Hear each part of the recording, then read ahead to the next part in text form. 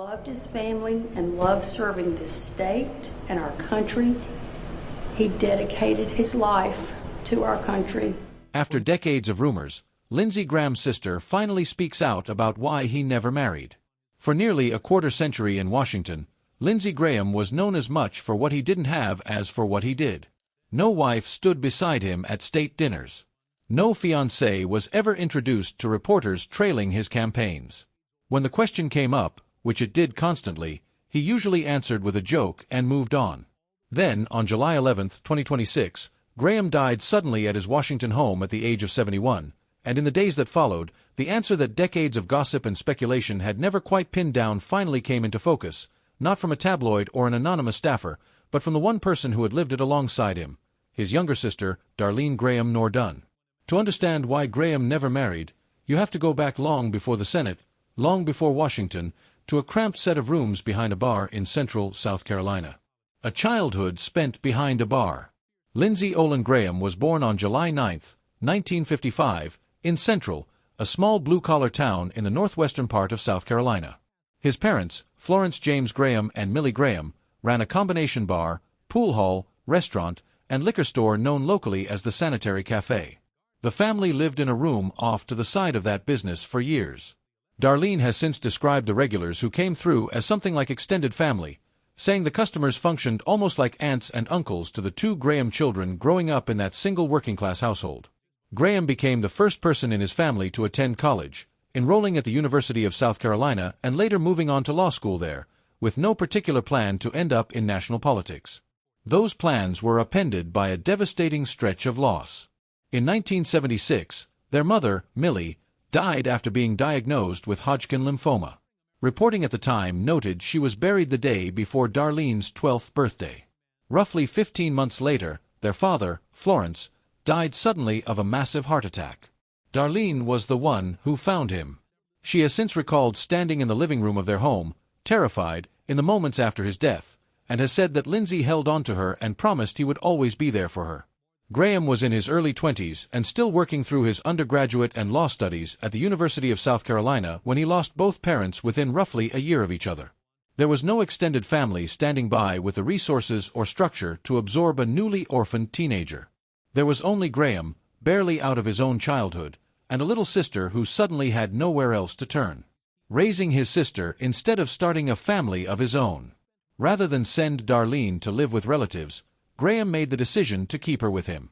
After he began active duty with the Air Force Judge Advocate General's Corps in the early 1980s, he legally adopted his own sister so that she could be covered under his military health and family benefits, a fact Darlene has confirmed in interviews over the years. She has said the arrangement felt unusual to her at first, but that she came to trust her brother's judgment completely, later putting it simply. She knew he was doing everything he could to take care of her, and that it was what was best for both of them. That decision came with real logistical strain. During the final stretch of his active duty service, Graham was stationed at Rhein-Main Air Base in Germany, working as a military prosecutor and defense attorney thousands of miles from the South Carolina town where his teenage sister was growing up. He leaned on family friends in Central to help look after her day-to-day and made a point of returning home on leave to check in on her schooling and well-being whenever his deployments allowed. In a campaign advertisement years later, Darlene described her brother as the one who actually showed up for the small, unglamorous parts of parenting, helping her with homework, giving her medicine when she was sick, teaching her to ride a bike. She has said flatly that he never let her down, and in a separate interview described him as something like a brother, father, and mother all rolled into one. Over the 3 decades that followed, Graham built a career that combined military service with a rise through South Carolina and national politics, but Darlene remained a constant presence at his side, appearing with him at campaign stops, in television interviews, and in ads that highlighted the bond between them. Longtime political advisors who worked alongside Graham have pointed to those hard early years as the thing that forged an unusually tight connection between the siblings, one that outsiders sometimes struggled to fully grasp. Over those same years, Graham also became a fixture of coverage that had nothing to do with policy at all.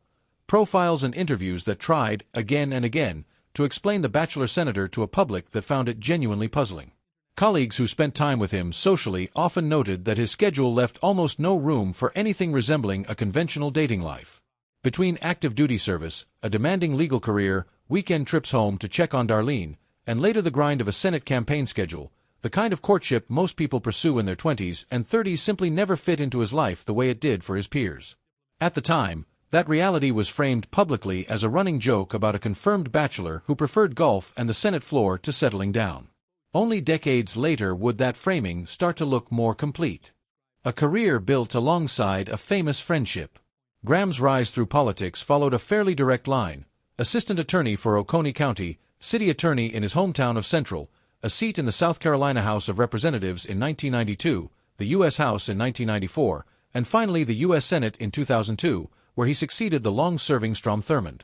He kept that seat through multiple re-elections, including a fifth-term campaign already underway at the time of his death, and built a reputation as one of the chamber's most reliable national security hawks, chairing the Senate Judiciary Committee from 2019 to 2021 and the Senate Budget Committee starting in 2025.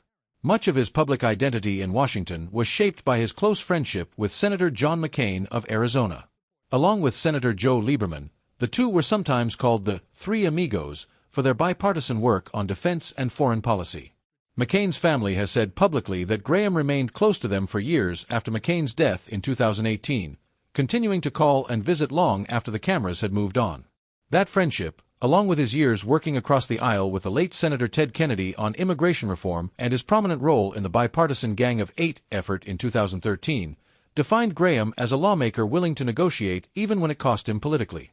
His political identity shifted dramatically in the years after McCain's death, as he became one of Donald Trump's most influential allies in the Senate, despite having been one of Trump's sharpest Republican critics during the 2016 primary. That willingness to work across party lines showed up most visibly on immigration policy. Beginning in the mid-2000s, Graham partnered with the late Senator Ted Kennedy on a comprehensive immigration overhaul that tried to combine tighter border security with a legal pathway for undocumented immigrants already living in the country. It drew fierce criticism from conservative activists who labeled it amnesty, criticism Graham rejected, arguing that border enforcement and an orderly legal immigration system were not competing goals but complementary ones. The issue did not go away. In 2013, Graham became one of the central Republican figures in the Senate's bipartisan Gang of Eight, negotiating for months on a bill that combined billions in new border security funding with a lengthy pathway to citizenship. The Senate passed it with bipartisan support, but it died in the House. Even so, the effort cemented Graham's reputation as one of his party's most visible advocates for immigration reform, for better or worse depending on who was asked. On foreign policy, Graham drew on his own background as an Air Force lawyer to argue consistently for an assertive American role overseas. He made repeated trips to Iraq and Afghanistan during those wars to meet troops and diplomats directly rather than relying only on briefings in Washington, and in later years he became one of the most visible congressional voices pushing for continued American support of Ukraine following Russia's invasion, traveling there multiple times, including the trip he had just returned from days before his death. It was during that 2016 presidential run that questions about his personal life became unavoidable. Reporters repeatedly asked who would serve as First Lady if he were elected.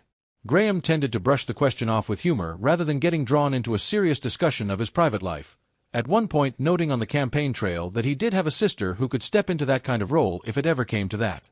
It was, at the time, treated as a throwaway line. In hindsight, it reads very differently. A sudden death, and a family story finally told in full. Graham died on the night of July 11, 2026, hours after returning from a trip to Ukraine, where he had continued his long-running advocacy for American support of Kyiv against Russia's invasion. His office initially described the death as the result of a brief and sudden illness. A preliminary finding from the District of Columbia medical examiner later attributed his death to an aortic dissection, a tear in the body's main artery connected to underlying heart disease, a condition that can develop quietly for years before becoming fatal without warning. Tributes arrived quickly from across the political spectrum. President Trump, who spoke with Graham by phone the night he died, called him one of the greatest people and senators he had ever known. Ukrainian President Volodymyr Zelensky honored him as a steadfast supporter of Ukraine's defense. Members of the McCain family described their grief at losing someone they had come to think of as part of their own household. Not every reaction was warm. Graham's hawkish record on Iran and the Middle East made him a divisive figure abroad as well as at home, and Iranian state television reportedly greeted the news of his death with open hostility on air, a stark contrast to the outpouring from Ukraine and from his colleagues in the Senate. That split reaction was, in its own way, a fitting coda to a career defined by strong opinions and a willingness to make enemies as readily as allies. Closer to home, his desk on the Senate floor was draped in black cloth when the chamber reconvened for the first time after his death, and a memorial service was scheduled in Washington for the following week. Through all of it, Graham was remembered as the only sitting U.S. Senator who had never married, a detail that had trailed him for his entire career in Washington and that suddenly carried new weight. 3 days after his death, South Carolina Governor Henry McMaster appointed Darlene Graham Dunn to fill her brother's Senate seat for the remainder of his term, a recommendation Trump publicly endorsed and Senator Tim Scott backed as well. She was sworn in on July 14, 2026, becoming the first woman to represent South Carolina in the United States Senate. At the announcement, McMaster said plainly that Graham had taken care of his little sister decades earlier, and that it was now his honor to ask her to finish her brother's work. Dunn, who had never held elected office and had spent her career largely outside the political spotlight, accepted with visible emotion.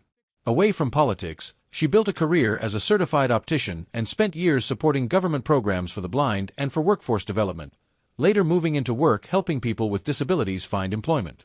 She had lived for years in Lexington, South Carolina, largely out of the national press, surfacing publicly mostly during her brother's campaigns, including a joint stop at the Iowa State Fair during his 2015 presidential run and a quiet visit to their parents' graves the day before he announced that campaign in Central.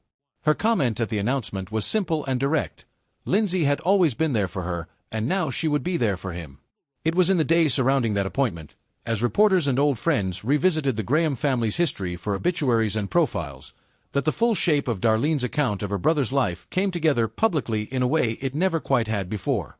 She did not describe a hidden relationship or a scandal kept out of view.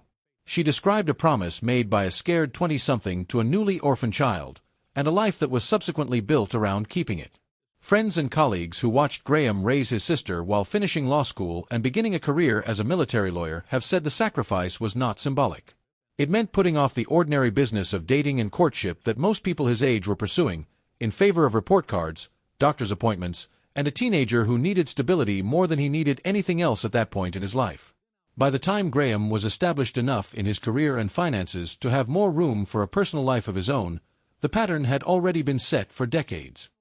He built his adult identity around the Senate, around a small number of extremely close friendships like the one with McCain, and around his continued closeness with the sister he had raised.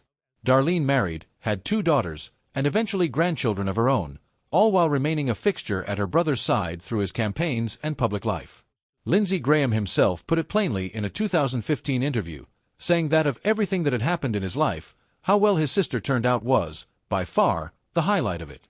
What Darlene's account ultimately offers the public is not a secret finally exposed, but a straightforward explanation hiding in plain sight the entire time. Lindsey Graham never built a family of his own in the traditional sense because, in a very real sense, he already had one. He built it in his early 20s, in the aftermath of losing both of his parents within little more than a year, when he chose to raise his sister himself rather than let her be sent to live with relatives he barely knew. Every joke he made over the following decades about who might serve as his first lady, every deflection in a campaign interview, sat on top of that original decision. It took his sister taking his old Senate seat, in the same week the country was mourning him, for that decision to finally be spoken about clearly, in her own words, for everyone to hear.